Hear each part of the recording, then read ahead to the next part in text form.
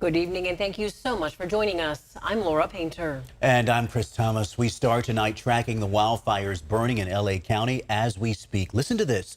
Altogether, the fires have burned more than 27,000 acres, destroying more than 4,000 structures, and at least 100,000 people have been forced to evacuate. And now there's a new fire. The Kenneth Fire is burning in the area of West Hills. It's just north of the 101 freeway in Calabasas. New video shows the flames getting dangerously close to homes, and you can even see at times people trying to save their property with water hoses. The fire has burned 50 acres so far, and evacuations have been ordered. And look at this. The deadly Eaton Fire in the Altadena area is now burning near Mount Wilson in the Angeles National Forest. This video by the Alert California camera system shows just how close it's getting to several antennas and transmitters. If impacted, this could create serious communication problems in the area. We have live team coverage on the firefight, including funding for local fire departments, plus information on how you can help fire victims. But we start with ABC's Alex Stone, who's live in Altadena near the Eaton Fire. And Alex, you've been on the ground monitoring the situation for days now. What are you seeing today? Laura and Chris, you talked about that new fire that is burning, and evacuations are underway on that one right now in the West Hills area of LA. On this fire, lots of firefighters are coming in. We've seen numerous firefighters arriving from Northern California to be here today, but so many buildings are gone. They now believe 4,000 to 5,000 structures have burned on this fire, about the same on the Pacific Palisades fire. Just so many buildings, one after another like this one, where it is just gray ash left behind. Almost unimaginable scenes in Los Angeles. KBC's Chopper giving us a gut-wrenching view of the devastation from multiple fires burning in Southern California. Really never seen any destruction like this before. Everything is gone. Block after block of homes destroyed in Pacific Palisades, heavy smoke lingering in the air. Filmmaker John Turteltaub lives in Malibu. Pacific Palisades right now could just be taken off the map. There is no Pacific Palisades. At least 5 people are confirmed dead, but the sheriff says he fears that number will go up. At one point, we'll be able to do a more thorough search of these impacted areas. Some of them look like a bomb was dropped in them, where we will be able to bring in canines and other things to help us. Fierce winds fueling the inferno, easing enough for planes to fly, picking up water from the ocean, dropping it on the fire. But those winds are forecasted to pick up. President Biden getting another briefing on the situation today. Federal help has been approved. Over 180,000 people under evacuation orders. Many are staying in hotels. It's just a really solemn environment. A lot of people lost their homes. A lot of people waiting to find out if they've lost their homes, and just everyone really mourning and trying to figure out what all of our next steps are. These heartbreaking pictures show the before and after. Entire neighborhoods leveled from the Palisades to Altadena.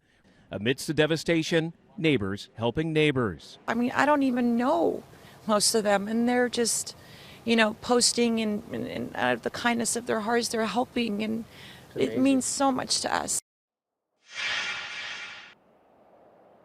Even though the wind has been somewhat calm here today, not so much up at altitude in the mountains where still the fire is raging, the concern tonight is going to be a new round of high Santa Ana winds that are in the forecast and could kick things up again this evening. Live in Altadena, I'm Alex Stone, ABC 10. Back to you. Alex, that's devastating to hear. So many lives changed forever. Our hearts are with them. Alex Stone live for us tonight in Altadena. Be safe, and thank you for the update. Today, the Los Angeles County Sheriff's Office announced 20 people have been arrested for looting in connection with the Eaton Fire.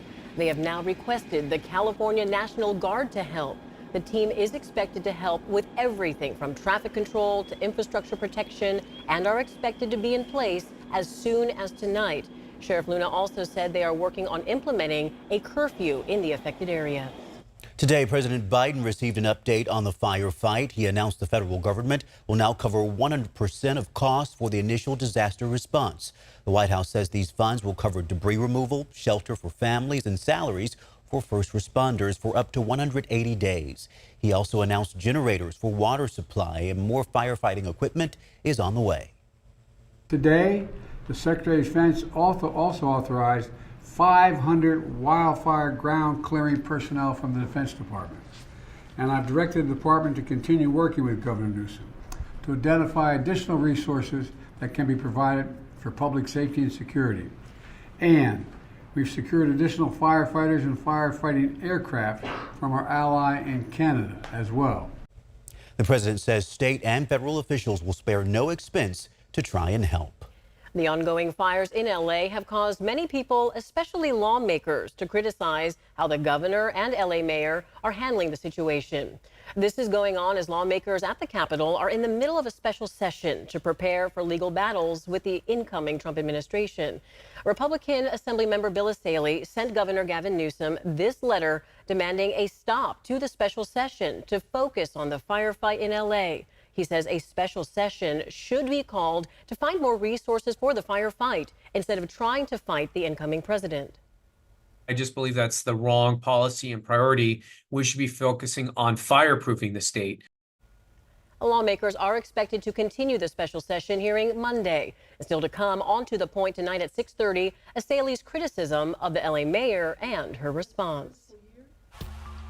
Let's talk weather now as we take a live look at downtown Sacramento. It is quiet here, but Carly, I have to ask, what's the latest on conditions down in Southern California? Yeah, what we're looking at there, of course, is another 24 hours of monitoring and a major fight still underway. Now, what we can see here is our smoke forecast pushing a lot of that wind and that smoke offshore currently. But as we get that closer look, you can see a red flag warning is in place.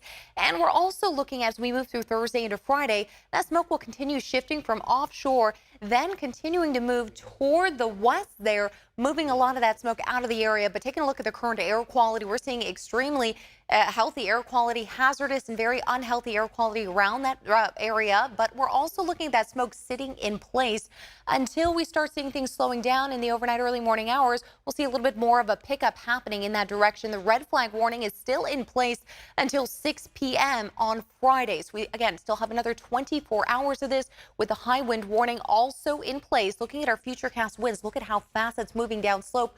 40 to 50 mile per hour wind gusts into tomorrow early morning hours. And then finally, as we get to tomorrow afternoon, we can expect at 1 o'clock things to slow down. But now we are looking at it among the 20 most destructive wildfires in California's history.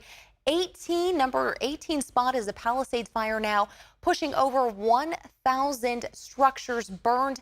The Eaton fire now sitting at number 19, 972 acres, and these will change as we're going to get better numbers coming in. This may even bump the numbers here up a few places as we start looking at the 20 most destructive wildfires. Of course, Camp Fire number 1, the Tunnel Fire near Oakland Hills at number 3. Carly, thank you. With fires impacting parts of Southern California, LA's fire department funding has been in the spotlight lately, but it's also raised questions here at home. In San Joaquin County, some fire districts are volunteering based, and others say they can barely afford to stay open. ABC 10's Gabriel Porras has the details on this story. If flames erupted in this Ripon neighborhood, the firehouse right next door would be of no help. Of the 3 firehouses serving the 20,000 people here, only 2 are open due to budget constraints, Ripon Fire says. It's been the status quo for years, but for Ripon residents like Scott Moline, seeing the devastation happening 300 miles south, just the footage of everything getting burned out is awful. Draws up images of what could be. Nobody wants what's happening down there to happen in their neighborhood.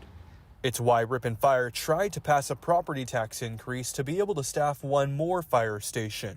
Voters in August rejected it, but fire officials say they'll try again. I'm totally in support of them getting more money than they need. This fire district is one of more than 20 across the county, though, and county leaders say there's room for improvement across the board. You could have the best football team in the world, there's always room for improvement. I think it boils down to staffing too. Former Stockton firefighter turned county supervisor Mario Gardea was just sworn in Monday, the day before the SoCal firestorm started. I feel for the people. He says he plans to bring his years of experience and lessons learned watching the LA fires to make a change. With a background coming from public safety, I'm excited to bridge that gap of bringing my experience to the office up here and educating my colleagues on what's needed in this community. Community members like Scott are on board with that perspective as his friends living down south face a nightmare. It's tragic. All while more than half of the fire stations in his town sit empty. I would prefer them to have extra money as opposed to needing money. I can't imagine that happening here, but you know, it still could. In San Joaquin County, Gabriel Porras, ABC 10. Gabriel, thank you. County leaders say there are mutual aid agreements already in place covering all parts of the county. Those same agreements came into play when firefighters from San Joaquin County went to help the crews in Southern California earlier this week. And keep in mind, there are ways to help the fire victims in Southern California. Several organizations are taking donations that can be used immediately. ABC 10's Roxanne Elias is live tonight at the Sacramento SPCA, and they have been busy, I understand, Roxanne. They have, Chris, the organization here has already taken in more than a dozen animals from the LA area. They say it's in order for them to perhaps make more room over there if more animals need to be taken in from that shelter and organization. The CEO here says that she's from the LA area, and so she felt compelled to help them out. For those who have witnessed the LA wildfires firsthand, the scene is terrifying. I was out on the Palisades fire for the last day and a half, and I can tell you it's a war zone. What the firefighters are going through is absolutely incredible. Liz Lynn is the president of the Los Angeles Fire Department Foundation. She says never in the history of Los Angeles have they seen what they're seeing now. And the people and firefighters of LA are in dire need of support. The foundation is taking monetary donations online for the firefighters. When you give to the supportlafd.org, what we do is we see what the immediate needs are that we can provide. We are in constant contact with the LAFD and everybody on the ground.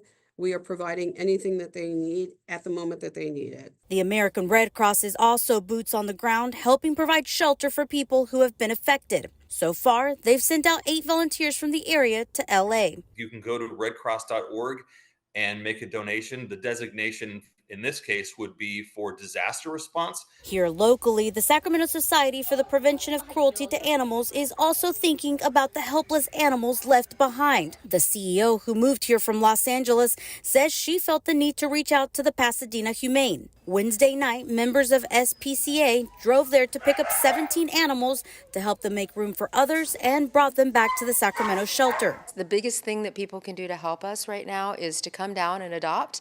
We have lots of animals available for adoption, large dogs especially. Also, we are always looking for new volunteers. Organizations say kindness also goes a long way right now. When these firefighters get off that shift and they can get a few wink eyes and they're just looking at social media, to see that love on social media, that would mean a great deal to them too.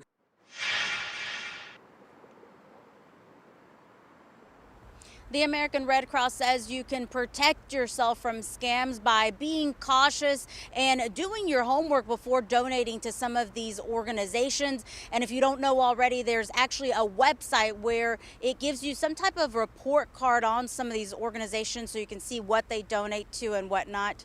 I'm live in Sacramento. Roxanne Elias, ABC 10. That is good information, Roxanne. Thank you. And a special thank you to everyone trying to help. And keep in mind, you can follow the latest on the LA area wildfires. Just download the free streaming TV app, ABC 10 Plus. There you can watch live coverage.